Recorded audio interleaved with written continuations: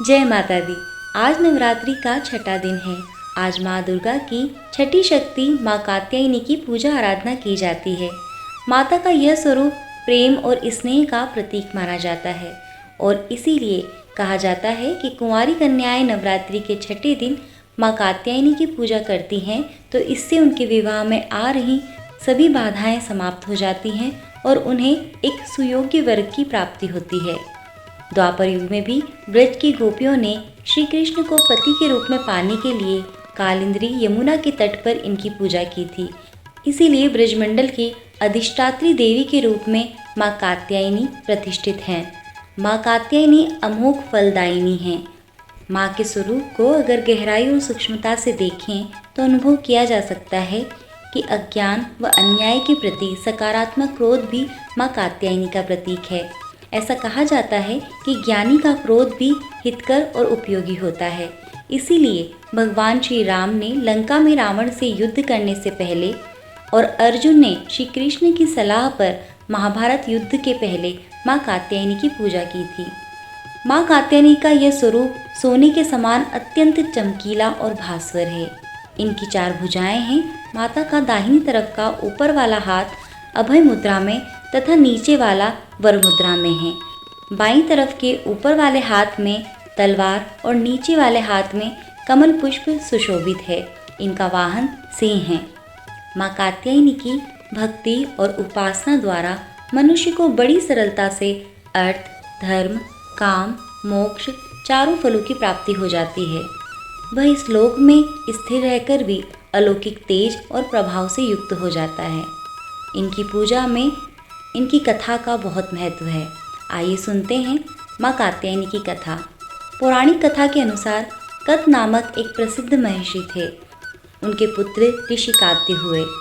इन्हीं कात्य के गोत्र में विश्व प्रसिद्ध महर्षि कात्यायनी उत्पन्न हुए। इन्होंने भगवती पराम्बा की उपासना करते हुए बहुत वर्षों तक बड़ी कठिन तपस्या की। उनकी इच्छा थी कि माँ भगवती उनके घर पुत्री के रूप में जन्म लें। माँ भगवती उनकी तपस्या से प्रसन्न होकर उनकी ये प्रार्थना स्वीकार कर ली और उनके यहाँ पुत्री रूप में जन्म लेने का उन्हें वरदान दे दिया।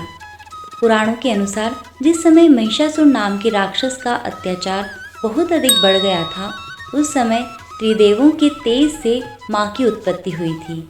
माँ ने ऋषि कात्यायन के यहाँ अश्विनी मास के कृष्ण पक्ष की चतुर्दशी के दिन जन्म लिया। इसके बाद ऋषि कात्यायनी ने उनका 3 दिनों तक पूजन किया। ऋषि कात्यायनी की पुत्री होने के कारण ही देवी माँ को माँ कात्यायनी कहा जाता है। माँ ने दशमी तिथि के दिन महिषासुर का अंत किया। इसके बाद शुंभ और निशुंभ ने भी स्वर्ग लोक पर आक्रमण करके इंद्र का सिंहासन छीन लिया था और 9 ग्रहों को बंधक बना लिया था। अग्नि और वायु का बल पूरी तरह उन्होंने छीन लिया था। उन दोनों ने देवताओं का अपमान करके उन्हें स्वर्ग से निकाल दिया था। उस समय सभी देवताओं ने माँ की स्तुति की। तब माँ ने शुंभ और निशुंभ का वध करके देवताओं को इस संकट से मुक्ति दिलाई, क्योंकि माँ ने देवताओं को वरदान दिया था कि वह संकट के समय में उनकी रक्षा अवश्य करेंगी। धार्मिक मान्यताओं के अनुसार देवी कात्यायनी की पूजा करने से मन की शक्ति मजबूत होती है, जिससे साधक इंद्रियों को वश में कर सकता है। अविवाहितों को देवी की पूजा करने से अच्छे जीवन साथी प्राप्त होते हैं। माँ कात्यायनी को शहद अति प्रिय है, अतः इन्हें प्रसन्न करने के लिए पूजा करते समय शहद जरूर चढ़ाएं।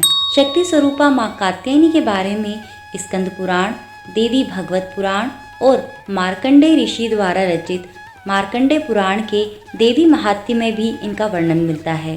बौद्ध और जैन ग्रंथों और कई तांत्रिक ग्रंथों, विशेष रूप से कालिका पुराण जो 10वीं शताब्दी में लिखी गई थी, उसमें भी माँ की महिमा का बखान मिलता है, जिसमें उड़ीसा की देवी कात्यायनी व भगवान जगन्नाथ का स्थान बताया गया है। माँ कात्यायनी की भक्ति और उपासना द्वारा मनुष्य को बड़ी सरलता से अर्थ, धर्म, काम, मोक्ष 4 फलों की प्राप्ति हो जाती है। इस लोक में स्थिर रहकर भी वह अलौकिक तेज और प्रभाव से युक्त हो जाता है। आशा करती हूँ माँ कात्यायनी की कथा आपको ज़रूर पसंद आई होगी।